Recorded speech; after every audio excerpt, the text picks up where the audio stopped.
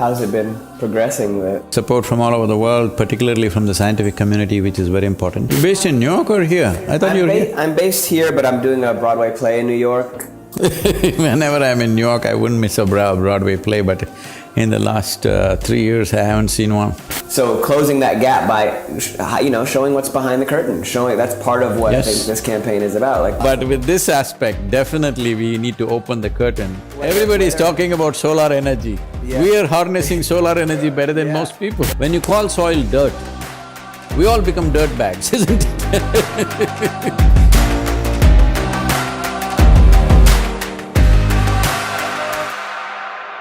Well, last time we spoke, we talked about the ecological issues and raising awareness around what's happening with soil degradation, and we touched on specific to two things that are of interest to both of us, which is specific to the African continent geographically, but also African people and folks in America. So I think maybe that's a good place to start, to really make it palatable for people. How does it practically affect my life? See, it's good that you mentioned that, because when this food crisis begins to happen, which is estimated will start somewhere in 2030 and progress towards 2045 in a serious manner, the first place on the planet which will go through enormous suffering is Africa. Because Africa is in a situation where desertification has reached, or soil degradation has seriously affected 45% of African continent. And it's estimated by 2050, 2/3 of Africa will be in the desertification process. In the last 50 years, the 30 wars that have been fought in Africa, which have been criminally cruel kind of wars, 27 of them were fought for control over agricultural lands. The Somalia famine that happened, the Sudan famine that happened recently, 260,000 people died. In that, 50% were children below 6 years of age, because children and the older people are the first ones to die. And when children die in front of you, you not being able to feed them, what people go through is indescribable, okay? So the pain of that lives with people and makes them more and more disabled. So, by the end of the century, African population is supposed to go up by 3 billion. It's right now 1.2 or 1.3 billion, it can go up to 3 billion. At the same time, food production in Africa, if business as usual happens, if no changes happen, food production of Africa will reduce itself to 30% of what it is right now. You can imagine that horror. So when that horror unfolds in that continent, in the past, many types of horrors have happened, man-made and other kinds of things have happened. When that happened, the first thing that happens is the world isolates itself from Africa. They are not on the news, nobody sees it. If 10 people die here, everybody sees in the world and everybody is horrified. There is a certain value to people seeing these things and saying this should not happen. But in Africa, when it happens, people die like animals and nobody sees it, the rest of the world barely sees it. There is a lack of infrastructure also, and there is also a strategic aspect to it. Unfortunately, it is there. So, when this unfolds, the way it is moving right now, according to the prediction of every scientist, these are not astrologers, these are scientists making calculations. If it unfolds, the first and foremost people who will get the maximum pain is the black people in Africa. Next will be probably certain parts of Asia. So here also when it hits North America, maybe North America is far more organized compared to other continents. Sure. So because of that, this may come little later, but when it comes, the first population that will be affected is definitely African-American population. There's no doubt about it. When COVID happens, they are the worst hit. When anything happens, they are the worst hit. That's right. For a variety of reasons. Yeah. I think that when folks are living in urban environments, it's one thing to touch and feel agriculture. I see it as part of my life, as part of my landscape, as how I raise my food and sustain my family. it's a little more obvious the impact of agriculture. But when you live in urban environments that are entirely cement, there's a detachment from how does that impact me? That thing I see on screen on television. Who cares? I get my food from the grocery store. I don't see there's a detachment there. So I think it's important for folks to… Somebody was telling me, Sadhguru, but the Generation Z thinks the food comes from the superstore. Yeah. I said, when you say Generation Z, that is the worst thing, that means it's the last generation. Yeah. Please don't ever use the word Generation Z. And the moment you think it comes from superstore, that it doesn't come from soil, then that's the most serious mistake we're making. Educating our children is important, but more than educating our children, it is time as democratic nations, people stand up and say, this needs to happen. The reason why it is not happening is, democracies have their beauty and their problems. Sure. The problem of democracy is, there is a kind of a phenomena called short-termism. Because you elect a party or a person only for 4 years or 5 years at the most. And most of them come to power after they're 60, 65 years of age. Why would they take up something which takes 20 years or 25 years to produce results unless people really want it? I am very empathetic to the political leaders of any class, of any kind or ideology, whatever, because they're all fighting for their own survival, because the nature of political life is such, today you're on top of the game. Right. Tomorrow morning, if the election results say something else, you become extinct, you vanish and disappear, of absolutely no significance. This is the only career like that. So when you have a career like that, you tend to do things to please people immediately. Right. You definitely ascribe to short-termism. Long-term thing, if it needs to happen, people have to say, if you commit to long-term well-being of this nation and this world, we are with you. Yeah. This is why we want to move 3 to 3.5 billion people on the planet, so that political leaders will feel comfortable investing in long-term well-being.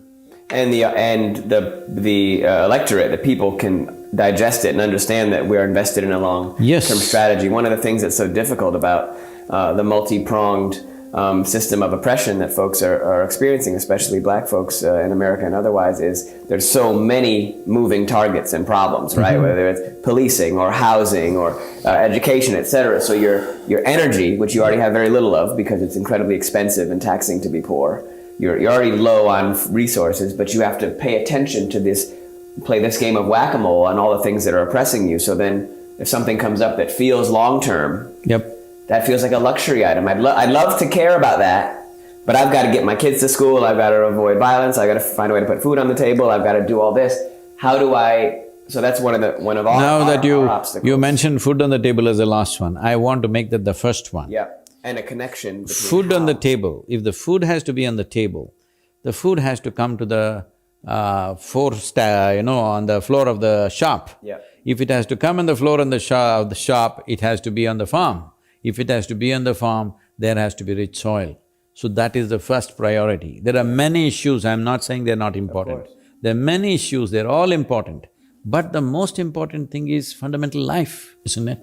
It is. I think we have to maintain the connection to means of production, like an understanding of the means of production. I know when I see a video of violence against my people, I can see the source. That guy did that to that person. Our food… people don't have… we hide labor. Hyper-capitalistic societies, we hide how labor actually occurs. Yes. So you don't see what the people… It's a shiny product.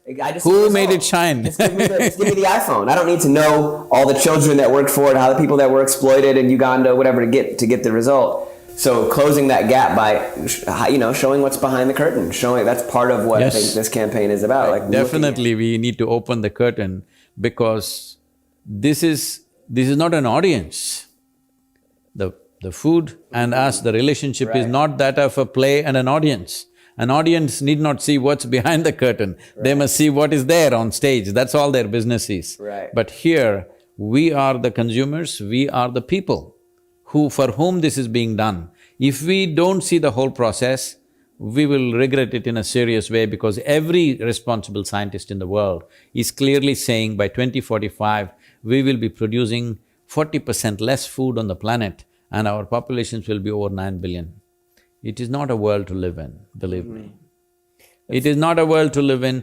2045 is not too far away. Right.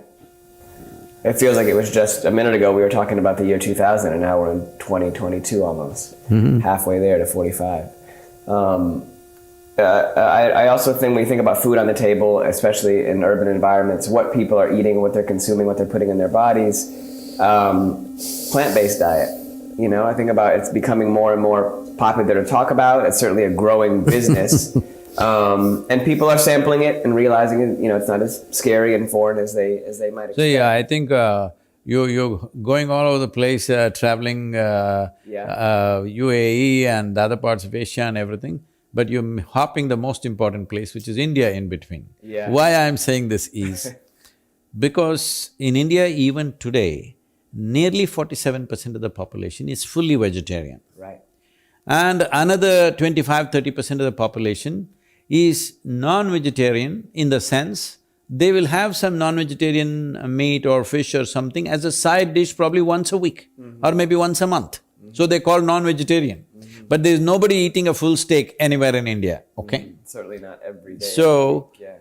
this is not something new. This veganism, this vegetarianism is not something new. We've always lived like this. It's because of that we managed our soils well for over 12,000 years of agricultural history. We managed our soils well. Only in the last 40 years we've ruined it with the so-called idea of modern agriculture, unfortunately. But for over 12,000 years we've been farming the same land and keeping it very, rich. But we have destroyed it now because of advice that we get from the labs, not from the land. Right. Where do you think we're having the most momentum? What part of the world are we seeing a willingness to shift that we can use as an example to get some momentum? In southern India, we've been running this for last 22 years and we have shifted hundreds and thousands of farmers to tree-based agriculture. Now in Africa, it is becoming a momentum, but not enough in a few countries, because when we say Africa, people are thinking of it like one country. Yeah. It's a continent with, dozens of countries. So, it is not like you can change Africa. You have to change Uganda, Nigeria, this many things, okay? So, the northern part of Africa, nearly 45% of the continent, you can see it's turning brown. Yeah. This is very dangerous. This is not only dangerous for the African people, it is very dangerous for the entire world. Absolutely. Right now, 60% of the African people live in rural areas doing subsistence farming and things like that. But it's estimated by 2050, 64% of African population will be in urban areas. Can you imagine the condition of those urban areas when this bigger population moves to urban areas without any infrastructure? What happens there is not something to imagine. Is there a universally agreed upon response to this desertification? Oh yes, How do definitely. we stop this descent of the Sahara Desert? Yes. See, when you say universally agreed upon, in principle, yes, but in actual application it's different depending on the regions, the temperatures, the atmospheric conditions, the agricultural traditions, the latitudinal position in the planet. Accordingly, it's different for different regions and also the soil types.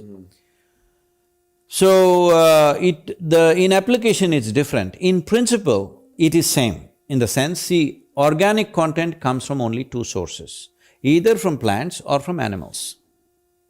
Either green litter from the trees and plants or from animal waste. This is the only way, there is simply no other way, okay? Nobody can produce organic material in a factory or there is some technology, because I'm stressing on this because in California, whenever I start talking, people say, my friend has started a new startup, we are coming up with a new app. Yeah. You can do whatever apps and stuff, in application there can be technology.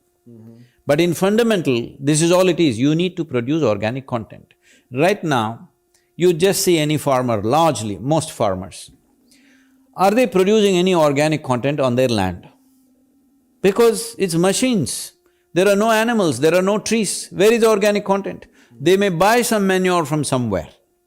How much manure will you transport from miles, hundreds of miles? Right. That's not going to work. For your land, what organic content you need, that many trees and that many animals must be there. The machines don't give out any waste, the waste that they give out is poisonous. it is not enriching for the soil. I'm To put it simply, I'm saying the tractor doesn't shit like the cow, okay? and we need the shit. You can't manufacture that. And I'm thinking of all the best ways to be able to communicate that to a world that more and more is disconnected from the earth and understanding its real need. We think things come out of a 3D printer more and more. Yeah, you can print a planet for yourself, but it won't be organic. Yeah, it won't grow anything, it won't… See, the problem is there are extremes. This is a challenge. When you talk about this, people will say, let's go organic, let's go vegan, let us go like how the Native Americans were, just love the land, be with it, don't disturb the land. But that's not going to happen. What is it that we can do is what we need to look at, not the ideal thing. Yeah. Ideal thing is an aspiration, but what can we do? So I'm asking for, this is such a big thing. The world's economy and the whole movement, the world civilization is such a big thing, it's a massive ship. You can't just make a U-turn just like that, it'll capsize. Yeah. So, all I'm saying is, make a 1 degree turn in a committed way and hold it.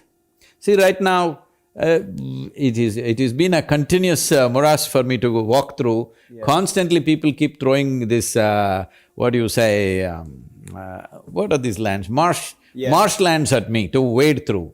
When I talk about this, there's a little big farm somewhere here, you must see that, Sadhguru, you must see this farm, how beautifully they've done. I appreciate those guys, it seems they've made a documentary also fantastic as an example.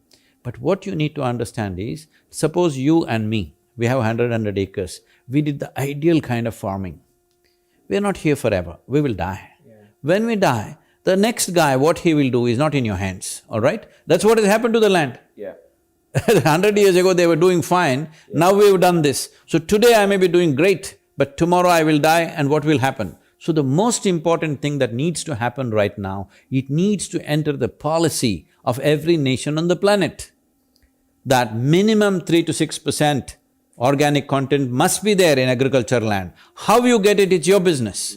Get it whichever way. We will provide you hundreds of ways in which you can do it.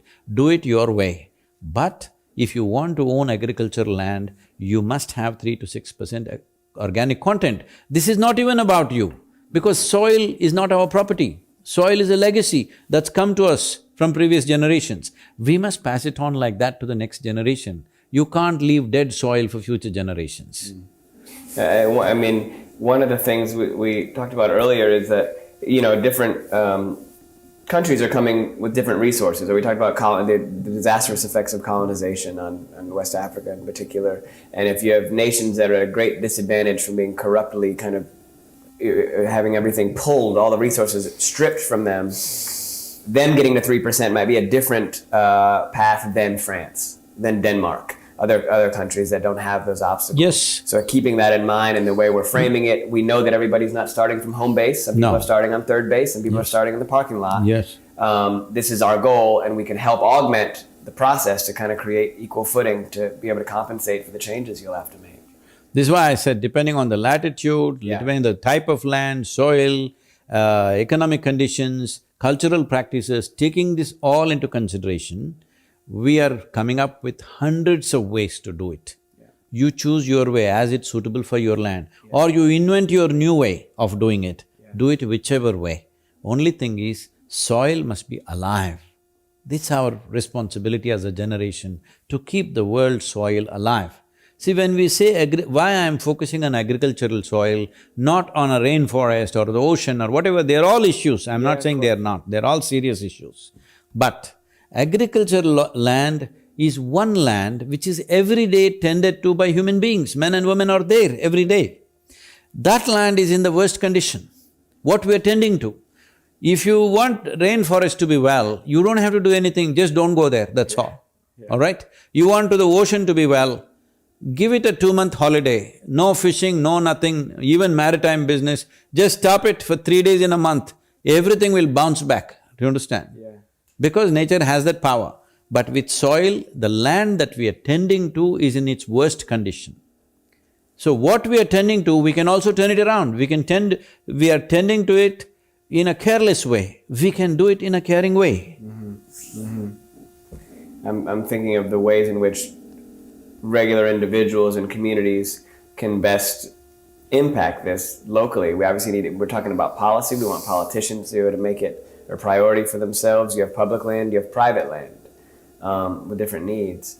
So it's really about, it seems to be getting this into the political conversation, so folks don't have to, they can feel like they have people who are really invested in the issue. The top 3 political parties in every country in these 192 countries, we are writing to them to include soil policy as a part of their election manifestos. In future, political parties must get elected because for the concern that they have for ecology. For this, we need to move the people. Right now, hardly 2% of the people, like ecology, environment, this is all playground for the rich and elite who don't have to really, risk their lives. Social issue. Yes. Yeah. But the common people are completely ignorant. When it hits them, it hits them. Yeah. See, right now in United States, for example, food is 33% more expensive than what it was in 2019. It is at its highest price in the last 6 decades. In the last 60 years, this is the highest food price that you have seen in United States. So who do you think is suffering most? Right. Those who are sitting in fine rooms and having tea and discussing ecology? No.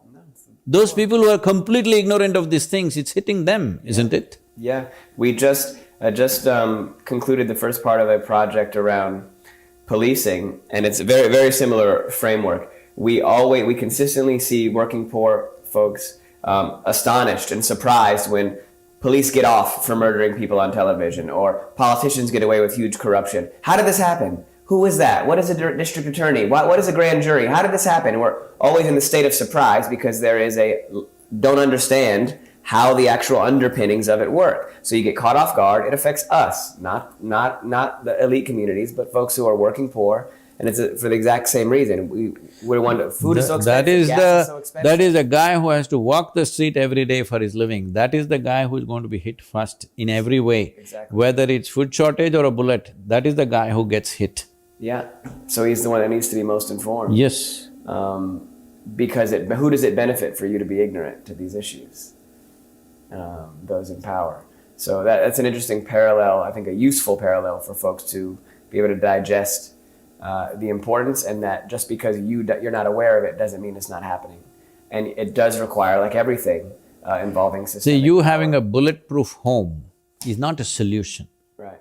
Maybe it's a safety for an individual family, but it's not a solution. Solution is when everybody can walk on the street, carefree. Yeah. That is a solution. Yeah. So, you accumulated a certain amount of food, you got a piece of land in Africa or South America from where you are everyday importing food for yourself and your family. There are people doing that. Yeah. All right? That is not a solution. That the world is able to produce enough food for its population, that is a solution. For that to happen, living soil is the most important thing. When you call soil dirt, we all become dirt bags, isn't it? Because we are made of soil. Yeah. Understanding the machinery, not just waiting for what it spits out at the other end. And you can't impact it if you don't understand it. This is all coming from a very goal-orientedness. How many tons have we produced? What is this? What is that? Where is the GDP? All this is fine. We need a certain commitment to the process, not just to the goal. Ideally, what would you like to see happen over the course of the next, let's say, even 10 years? Let's not even go too far ahead. How do we envision this working out really well? See, I'm somebody who's, though I have my ideals, I'm a very, very super pragmatic person, all right?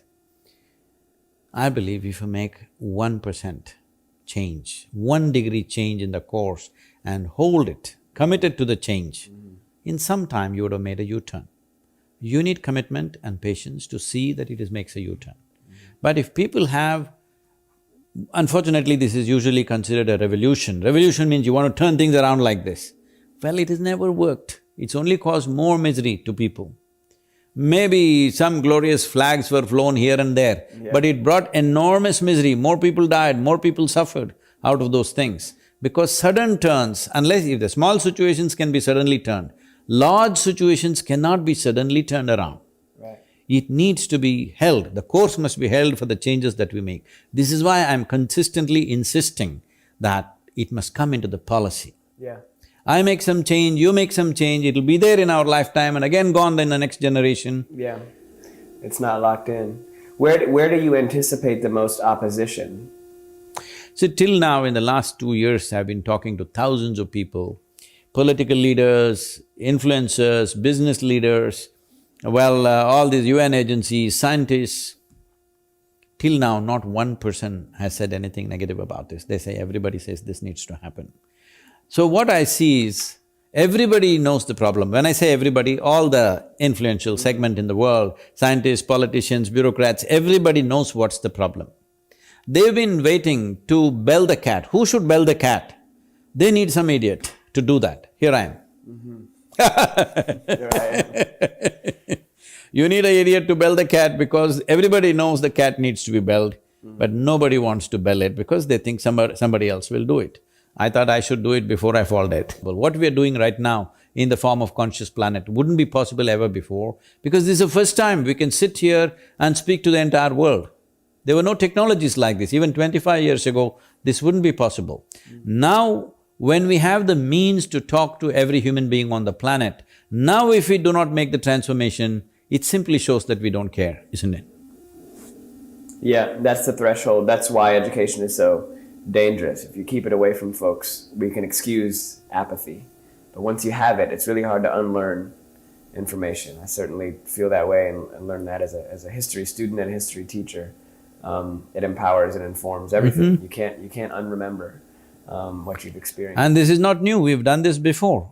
The Mesopotamian civilization has done this, depleted their soil and died down. Mayans have done it, Romans have done it, yes, Greece has done it. It's happened everywhere. This is why India is very important, you should not skip India, I said. We've been farming for 12,000 years, but we kept the soil rich. Yeah. Because the connection with the soil, even today, when a farmer enters his land, first thing is he'll bow down to the soil and then only step on it. Because that sense of, this is my mother, this is the source of my life, is still instilled in their hearts. Yeah. But too much of lab education kind of destroyed it, but we can put this back. It's very real. Gratitude and a reciprocal understanding of appreciation for the earth it's cultural and that's… See, human beings are emotional beings, all right? If there is no emotion towards something, we will not protect it. Why is it that we will be willing to even die for our children? Because of the emotion, isn't it? Exactly.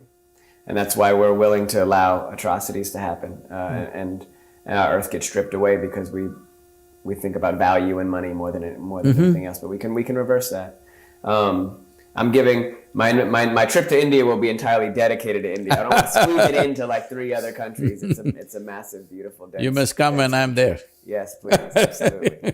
I can show you in India that very few people see. I can't wait to do that. Yeah, that's very high on my list. You know, I think about a lot of the parallels in this conversation with just interpersonal kind of relationship dynamics, from our relationship to the earth, and I think about our relationship to each other, and we talk about like policy versus a one-off. I could do a nice thing for you once, my wife, my girlfriend, my partner, my brother, could do it for you once, or I can have an understanding of what we do and don't do out of respect. I just think there's a little bit of I just keep seeing kind of parallels in the way you live your life, which is obviously something you talk about a lot. So these kind of guiding principles in how to conduct yourself, how to live with a gratitude and calm, that connects directly, it seems, to the conscious planet. Essentially, humanity.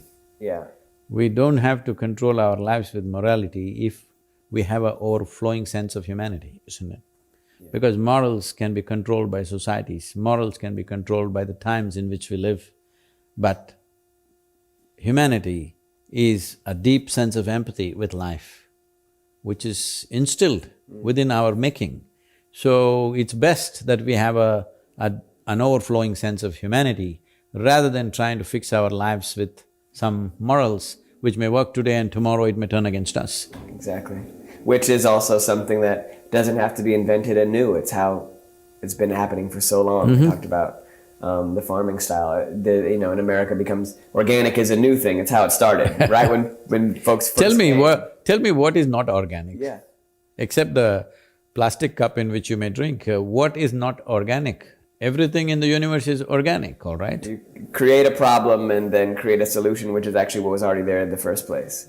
We started eating organic and growing organic, and so that I look forward to that cycle being really exposed, and it's about building that foundation, that spiritual foundation that will inform all of our behavior. Jesse, you're a leader in your community. I'm deeply invested in the African-American community's history.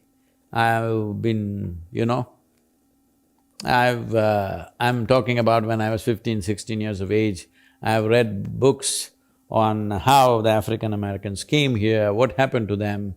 Crying in my bed and reading the book, I still remember that, just reading that stuff. So I'm deeply invested in that. You are a leader in the community. It's very, very important. The African-American community understands that you are at a juncture of your struggle where wisdom, patience, education, empowerment is the way forward, because we honor the people who suffered in the past.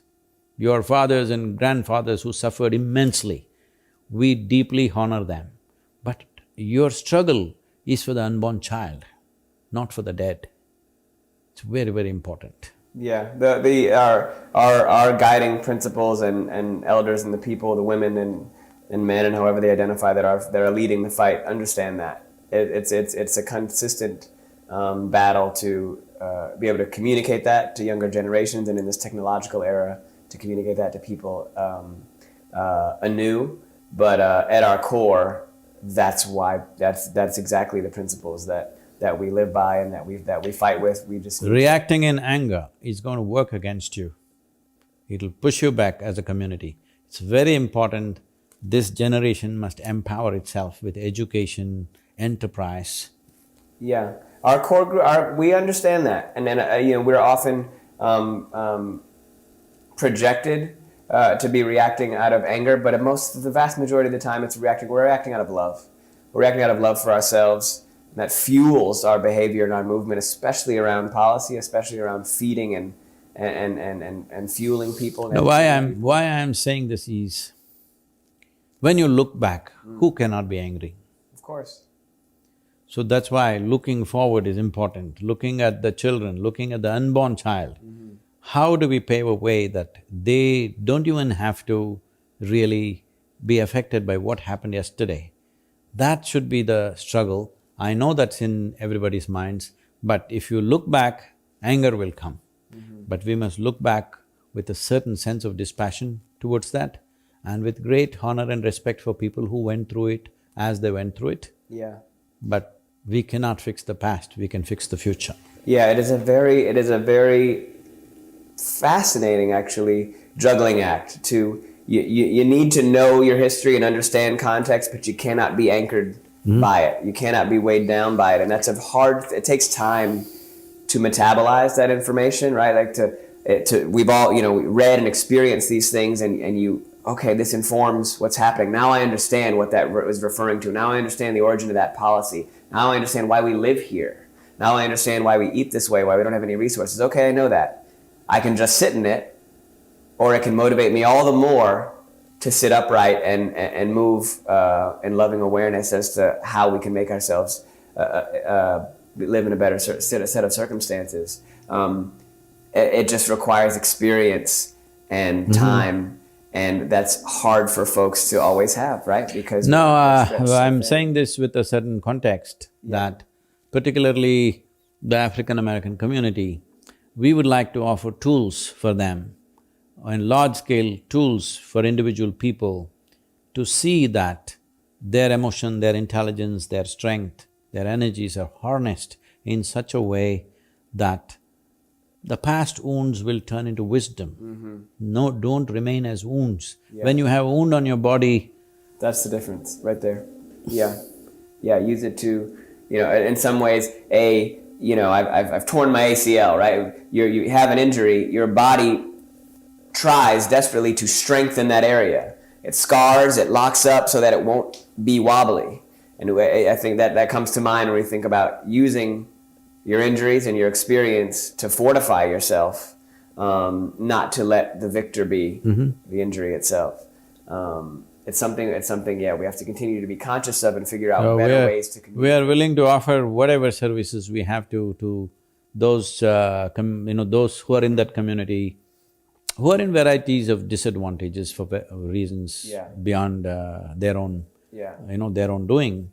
So we would like to offer this free of cost, the tools for self-transformation, which will harness their energies in a more creative way, in a more fruitful way than reacting in anger, because that's costing a lot to the youth. Yeah, well, that's wise. We appreciate that. It's when I just think of, we're surrounded by. I'm wary of. I understand. I'm wary of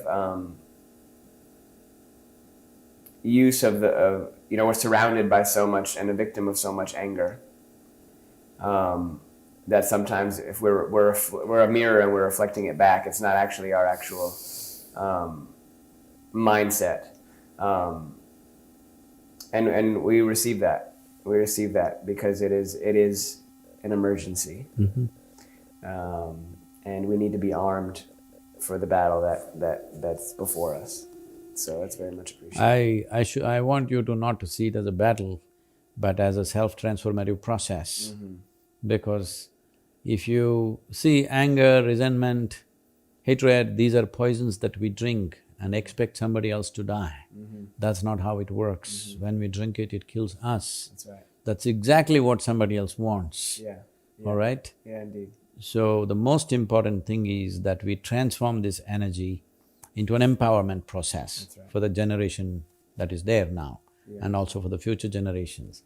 Ensuring that a large number of African-American youth are educated, empowered with power to enterprise, start businesses, do things, which will create an ecosystem where in a generation or two, there may be no such thing as looking at people on the basis of their color of the skin.